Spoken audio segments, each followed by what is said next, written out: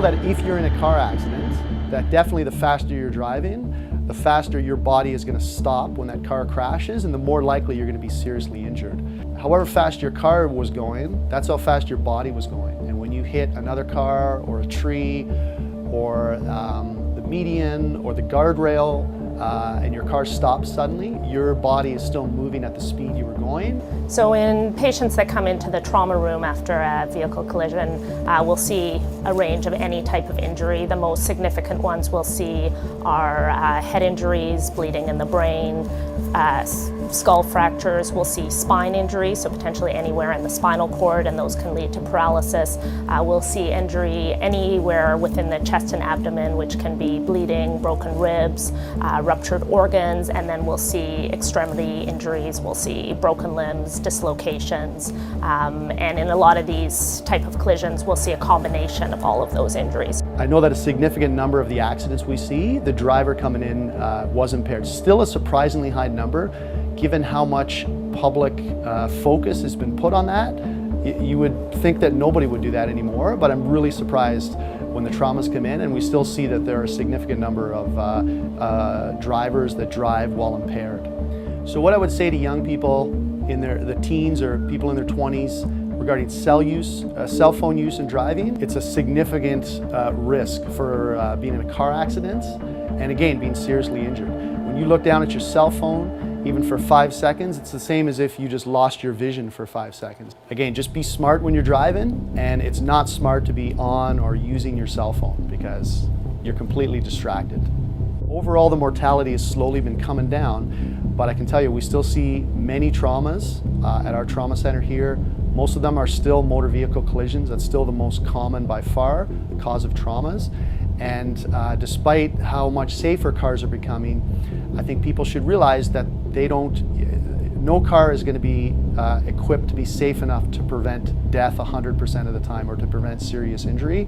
Once you're in that bad car accident, we can make a difference in some of the injuries, but many of the injuries, if you're paralyzed immediately from a spinal injury, we generally can't reverse that. I always wish, when I see some of the traumas that come through, I always think it'd be the best education for people in general, especially young people, to just see what some of the trauma patients go through, the amount of pain they're in, the significant injuries, the spinal cord injuries, the head injuries, and it was just a few seconds on the road, and it's going to affect them for the rest of their life. Whether you're driving while you're distracted or driving while you're impaired, your chances of being involved in a collision are much higher than the average driver. And ultimately, if you're involved in a collision, you can get yourself hurt, and people are getting killed. These are driving situations that ultimately are preventable by making wiser decisions before you get into the car and set the car in motion. If you're driving a vehicle, that needs to be the only thing you're doing. You need to focus on that. There are consequences if you go beyond that. There's a number of people in collisions that will die at scene, and we don't see those patients at the trauma centers, but those are usually related to either significant head or spinal cord injury or due to kind of instant massive bleeding, which is usually related to the big blood vessels in the chest. In patients that we see in trauma that die, some of them will die within a few hours of arrival, and those are usually people with really significant hemorrhaging, which is often from multiple parts in the body, which is not something that we can surgically repair. Some people will die after having significant brain injuries, which affect their body's ability to function. Some people will die long-term in the hospital or after hospital stays just due to complications of these injuries. One of 4 factors are involved in the vast majority of fatal motor vehicle collisions. These include impaired driving with drugs or alcohol, the use of seat belts, speed, and distracted driving. And there are hundreds of cases that I've personally been involved in. I can't even recall a single case where one or more of those factors has not been involved. So as a forensic pathologist, what affects me the most as a medical doctor is seeing senseless death. These deaths are imminently preventable if drivers just simply paid attention, didn't drink, didn't do drugs, wore their seatbelt, and slowed down. There'd be a lot less senseless death on the roads. If I could say one thing to young drivers, it's that when you get behind the wheel, it should be your #1 priority to control that vehicle. The predominant trauma population is the young population, whether that's due to sort of risk behaviors or social situations, it's hard to know, but it's definitely a problem in younger people. And I think some of that is not being aware of the consequences. You know, being in the trauma room, we see what it's like for the family of patients who are injured or killed. We see what it's like for the patients who come in and are now paralyzed or have very significant injuries to deal with.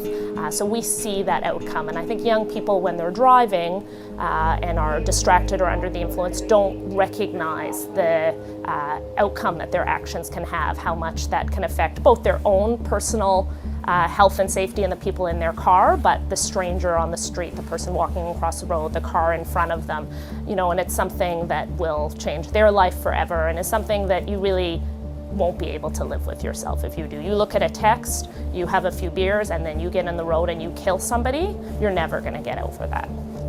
There's a lot of common themes that emerge when you see victims of motor vehicle collision deaths.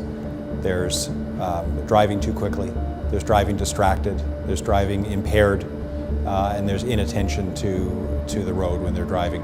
There's a very common preventable, fixable features of motor vehicle collisions that could prevent deaths. Almost every motor vehicle collision is preventable. We look for every death investigation we do at what are the root causes, what could have been prevented. And virtually all of them could be prevented through a combination of the things we talked about. Slowing down, buckling up, paying attention, driving sober. There's been a lot of focus on distracted driving, and especially in the last few years.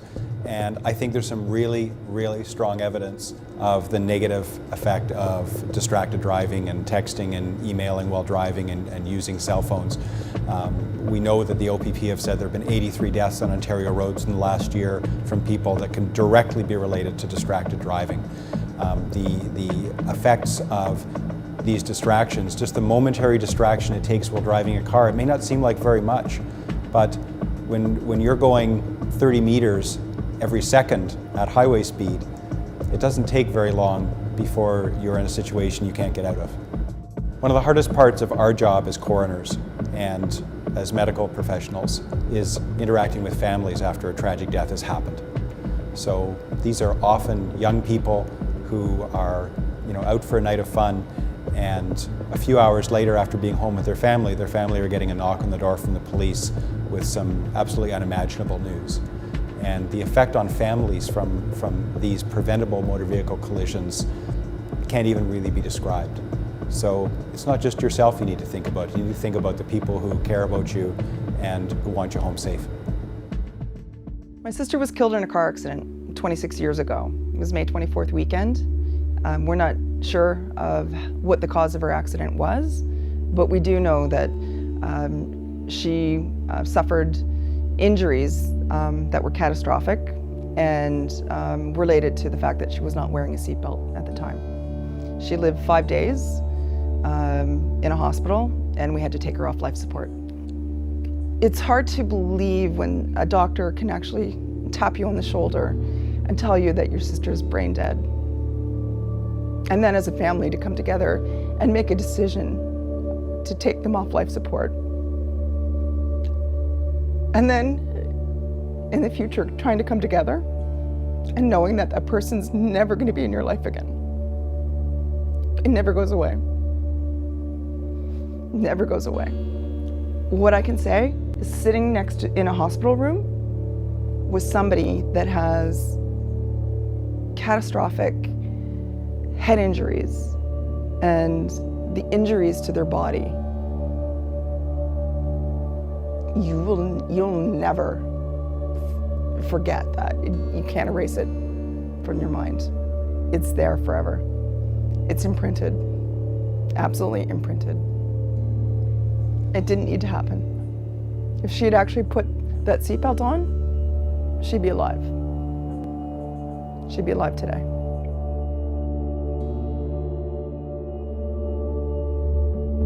When a driver is arrested for impaired driving by drugs or alcohol, some of the penalties, some of the immediate things are going to be that you're going to have your vehicle impounded for a period of 7 days, and you're going to lose your driver's license for a period of 90 days.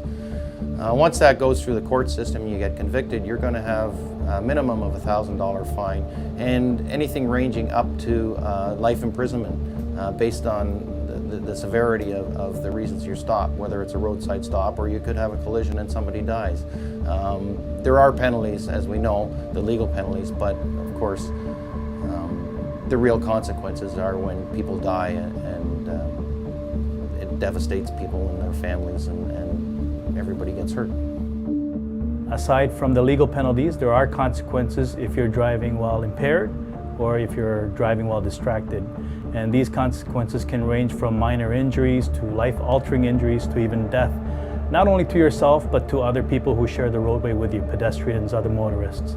Driving is a privilege, and with that privilege there's a great deal of responsibility that we need to attach to our driving.